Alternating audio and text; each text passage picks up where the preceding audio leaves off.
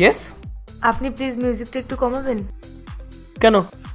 আসলে আমার মেয়ের শরীর খারাপ আর ও এত মিউজিকের জন্য শুতে পারছে না। ও আচ্ছা, আপনার মেয়ের শরীর খারাপ। বেবি, উনি বলছেন ওনার মেয়ের শরীর খারাপ, তাই ভলিউম কমিয়ে দিতে। যাও ভলিউমটা কমিয়ে দাও। ও শিওর।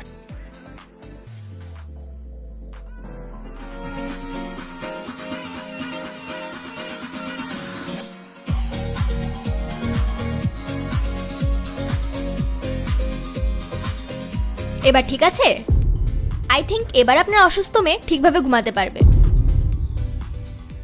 আমার মেয়ের শরীর সত্যিই অনেক খারাপ, আর ও যদি রাতে ঠিকঠাক মতো ঘুমাতে না পারে ও শরীর আরো খারাপ হয়ে যাবে।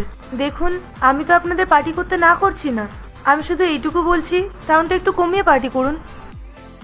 আই থিঙ্ক ও কোনোদিন পার্টি করেনি। ম্যাডাম, পার্টিতে না মিউজিক লাউডই চলে।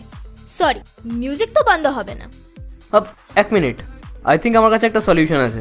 জাস্ট ওয়েট, আমি এখনই আসছি। ওকে।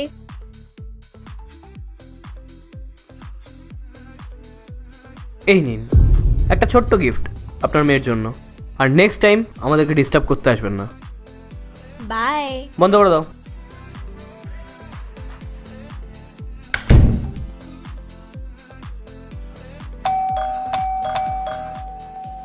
আরে ইয়ার, আবার কে আসলো?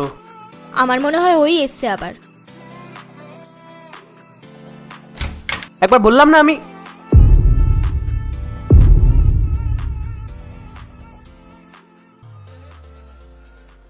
আঙ্কেল, তোমরা একটু মিউজিকটা কমাবে, আমি ঘুমাতে পারছি না।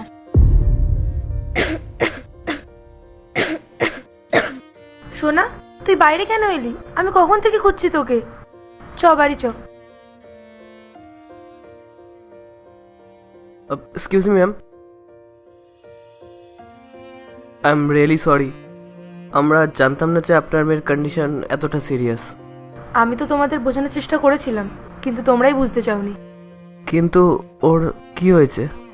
ওর থার্ড স্টেজ, আর একটু মিউজিক চললে ও ঘুমাতে পারে না। ডাক্তার বলে দিয়েছে ওকে বেড রেস্টে থাকতে। ও সারাদিন বাড়িতে একাই থাকে।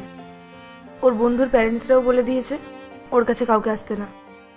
ও নিজের বন্ধুদেরকে খুব মিস করে, তাই আমার দ্বারা যতটুকু সম্ভব আমি ওকে টাইম দেওয়ার চেষ্টা করি। রাতে যদি একটু আওয়াজ হয় তাহলে ও ঘুমোতে পারে না। পার্ট 2 দেখতে সাবস্ক্রাইব করো ভেলকু 78M।